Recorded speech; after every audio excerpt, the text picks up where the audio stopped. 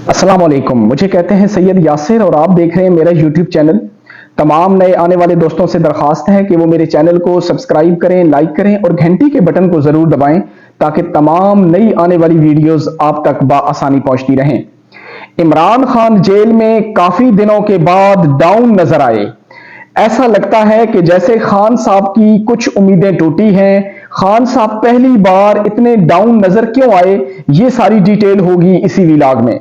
इसके अलावा मरियम नवाज साहिबा ने नवाज शरीफ साहब को इमाम करार दे दिया है और शेर अफजल मरवत साहब जिन्होंने एक नया फतवा जारी किया है पंजाब में जो आटा मिल रहा है उसके हवाले से, क्या फतवा जारी किया है शेर अफजल मरवत साहब ने, ये डिटेल भी होगी इसी व्लॉग में। और आखिर में हम बात करेंगे पेशावर हाई कोर्ट की कि जहां पर आज तहरीक इंसाफ के केस की हायरिंग थी। आखिर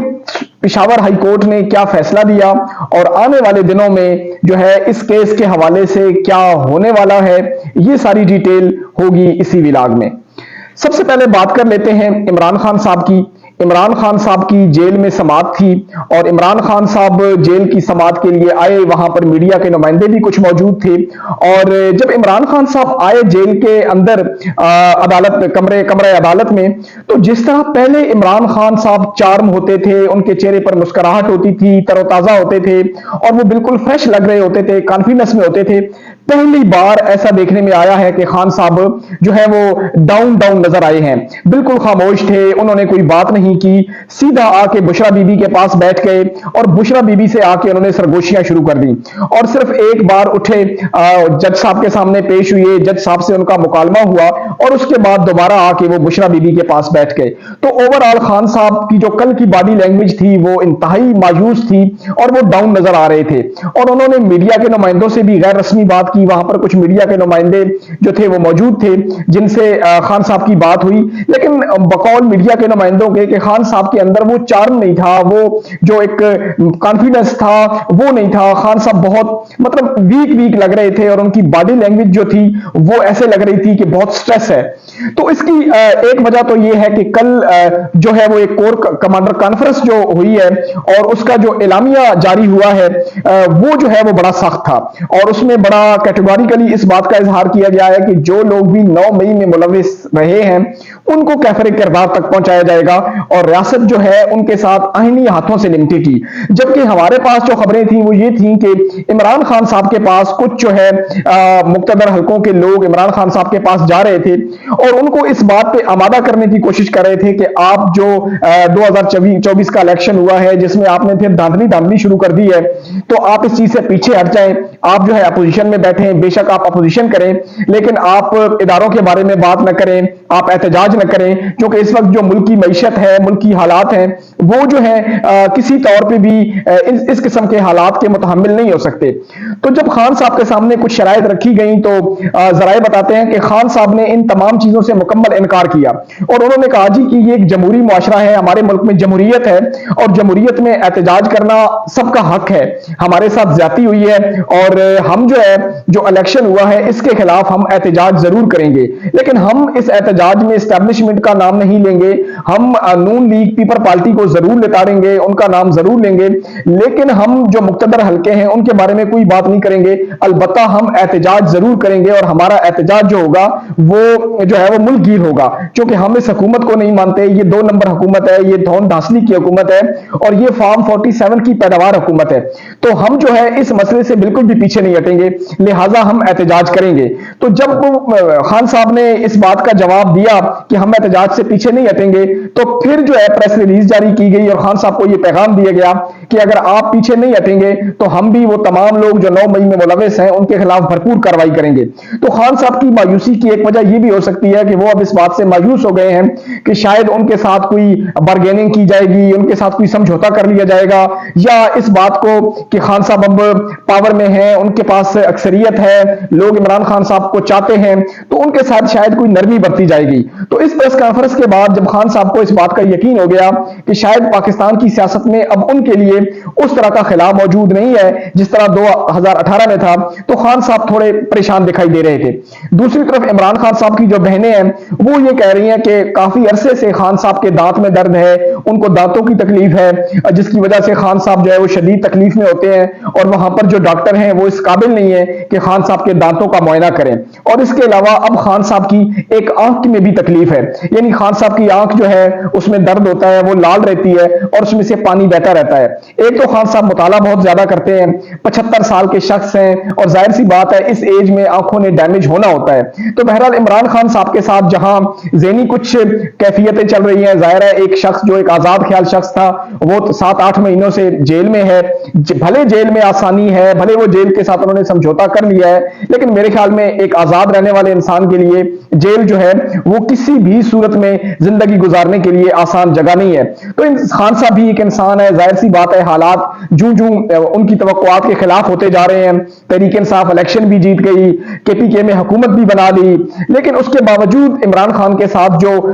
کچھ حلقوں کا رویہ ہے وہ جو ہے وہ اس طرح نہیں ہے کہ جس طرح خان صاحب ایکسپیکٹ کر رہے تھے۔ تو خان صاحب جو ہے وہ اوورآل تناؤ کی کیفیت میں ہے۔ اس کے علاوہ خان صاحب نے میڈیا کے نمائندوں سے بات کی اور انہوں نے اس بات کا کہا کہ جی یہ صرف 4 حلقے کھول دیں، اگر یہ 4 حلقے کھول دیتے ہیں اور ان حلقوں میں دھاندلی نہیں نکلتی تو ہم خاموش بیٹھ جائیں گے اور ہم اس حکومت کو تسلیم کر لیں گے۔ تو خان صاحب نے 4 حلقوں کا ذکر کیا، جس میں انہوں نے سب سے پہلے نور عالم خان صاحب کا ذکر کیا جو پشاور سے الیکشن لڑے۔ خان صاحب نے کہا جی نور عالم کا حلقہ کھول دیں اگر وہاں پر دھاندلی ثابت نہ ہوئی۔ اس کے علاوہ انہوں نے اون چودھری کا جو لاہور سے الیکشن لڑے، اون چودھری کی انہوں نے بات کی۔ اس کے علاوہ انہوں نے نواز شریف صاحب کی بات کی جو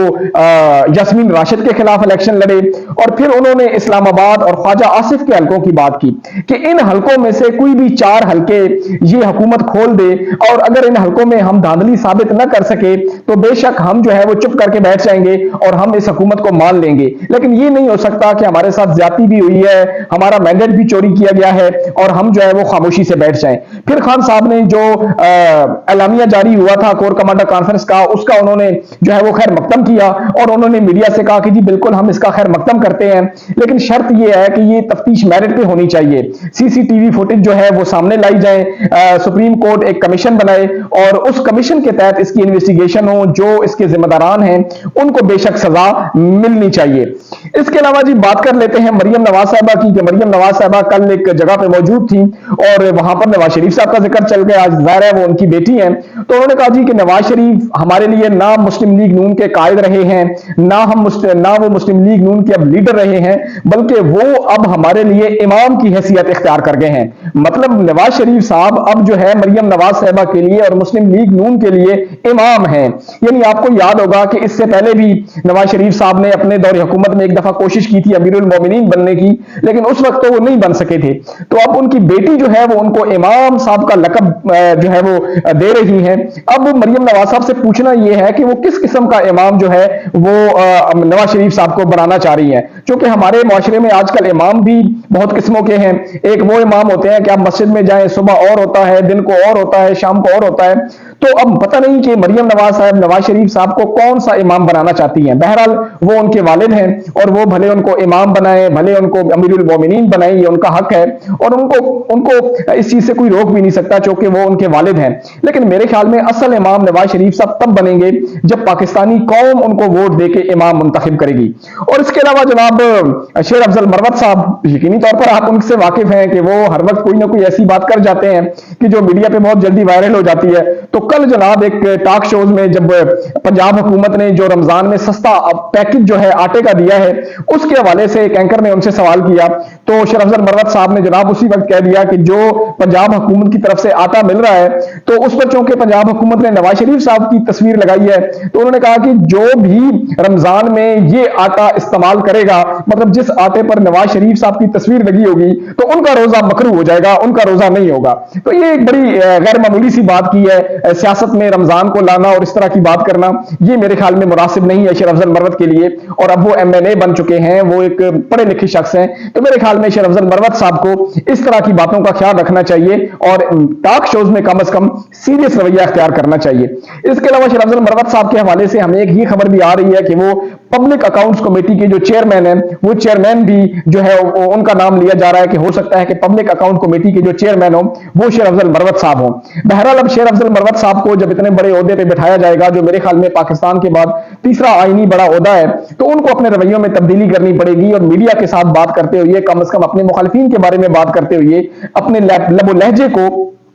जो है वो एक पढ़े लिखे लोग की आदमियों की तरह और एक मुहज्जब जो लोग होते हैं उनकी तरह अपने रवैये में एक तब्दीली लानी होगी शेर अफजल मरवत साहब को। इसके अलावा जनाब हम बात कर लेते हैं पेशावर हाई कोर्ट की, कि पेशावर हाई कोर्ट में आज फिर केस की समाअत हुई। कल जो है वो पेशावर हाई कोर्ट में जो तहरीक इंसाफ का केस था मखसूस नशिस्तों के हवाले से, उसकी जनाब वो दरखास्त एप्लीकेशन दी गई थी, जिसको आज तक पेशावर हाई कोर्ट ने जो है वो नोटिस जारी किए थे। आज फिर दोबारा केस की समाअत हुई और अब इस केस को जो है वो